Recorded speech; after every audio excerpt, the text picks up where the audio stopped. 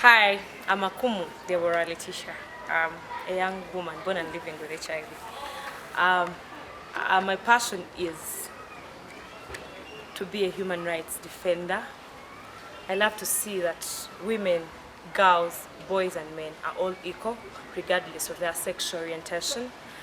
I love to see that there is change, because when we say we need change, we need to act. And I want to use my voice to change.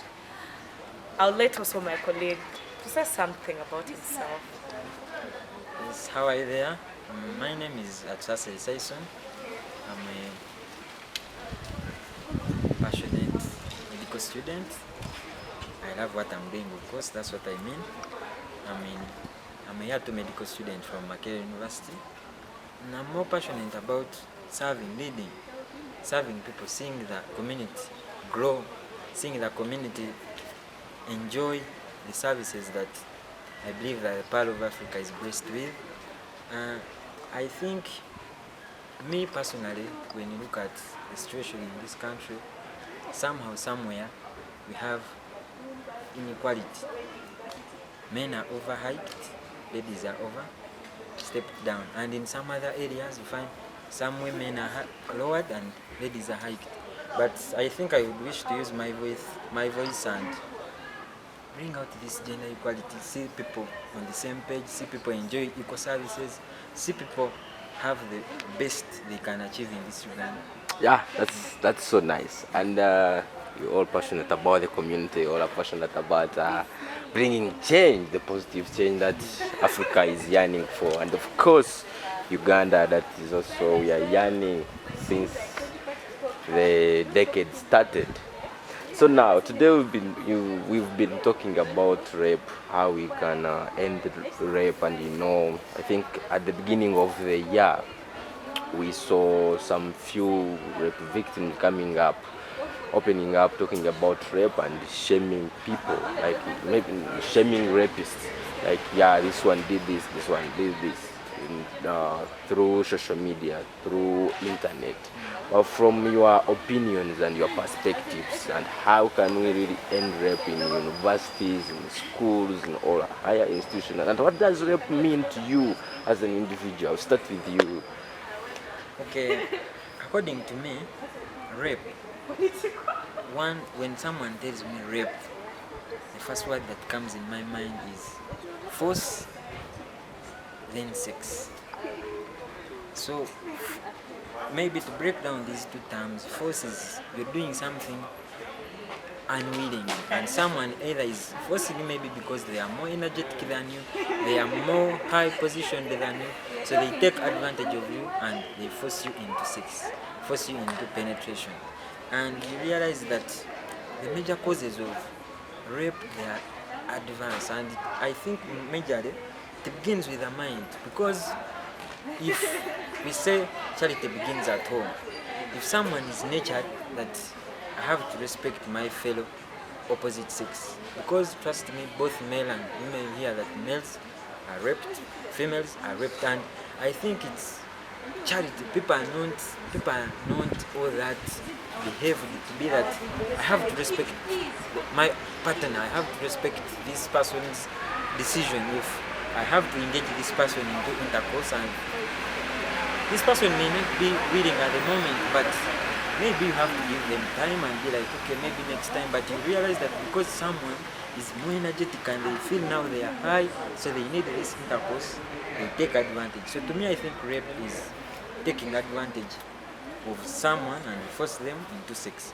It can either be a male being forced into sex or a female being forced into sex by the opposite side, by the opposite sex. Yeah, that's so insightful. Thank you. And Letitia, what is rape? And sometimes people don't know about this, don't understand this. So if you could at least you could break down like in 2 sentences or 1 sentences to you how you really understand it. Thank you. To me, rape is really, I want to define rape as forced sex, because as long as you do not have my consent, you're already raping me. Let it be touching me on any body part that you're not supposed to be touching me, that I've not given you consent, that I've not said yes, you're already in an act of raping me. So I define rape as forced sex. Yeah. Yeah, it is forced sex. So where there is no consent, it means the Yes, that is yeah, rape. and sometimes we would want to understand, and people who are watching right now would really like to understand what causes rape. What really are the things that cause rape? Okay, maybe, thank you for that nice question. Maybe to go first, you realize that one, I may think, as I had earlier said, that it's mind, someone's mind. Because maybe, just fine, we are always attracted to the opposite sex, which is nature, that's natural. But when this person is attracted to you, someone may take that step of approaching that person. But you find it's like this person is not interested. So this person is like, hey, so you're not interested.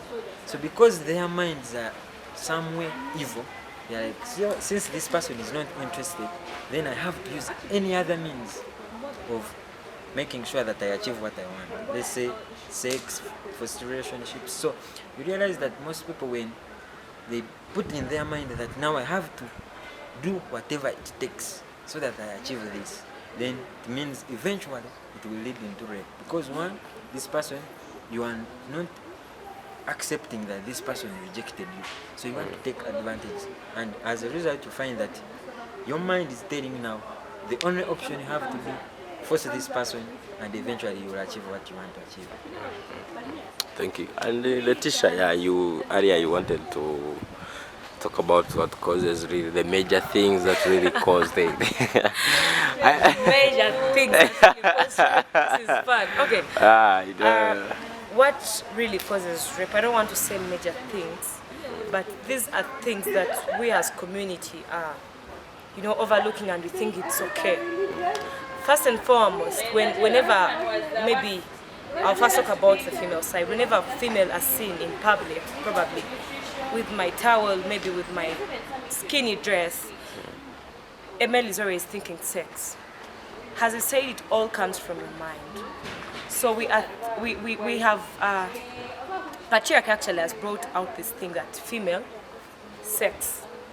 It is always sex when I see a female, which is ideally, to me, it's very wrong, because I have choice on my body, I have rights on my body.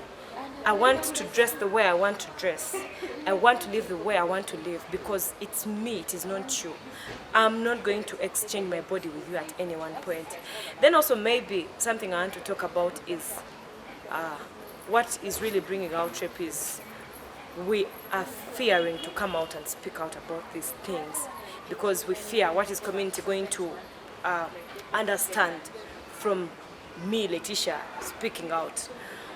But then remember, the more you're keeping quiet with this issue, you're endangering yourself more. I get that, but before we get there, so the thing is, how can we really end and stop rape?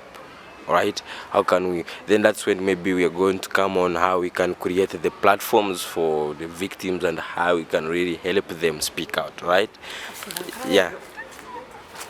Okay, I think how we can end rape. As I had earlier said, this thing begins with chopped my point. minds. Do you know where I was going to So end? which means that we have changed people's attitude, people on how they see things, on how they contemplate someone's dressing code, on how they contemplate the action. Why go rape? There are other options. Talk to the person. If they can't agree, then the population is huge, 41 million, and so in the 41 million in population of Uganda, you don't have to force yourself on that particular person. Get some other people, talk to them, then you realize that in the end, I believe rape is out of rejection. Someone is rejected and they don't want to accept the fact that they are rejected, so they decided to opt for force. But as I'm saying, the population is big. Just change our mind and be like, hey, if this one is, let me shift to some other person. How to end rape? Basically, we need to address the word end rape with different interventions. Ideally, actually, we need to invest in a lot. We need to give in a lot, and we need to put in a lot of passion. Because only speaking, end rape will not work. But what other steps have we taken?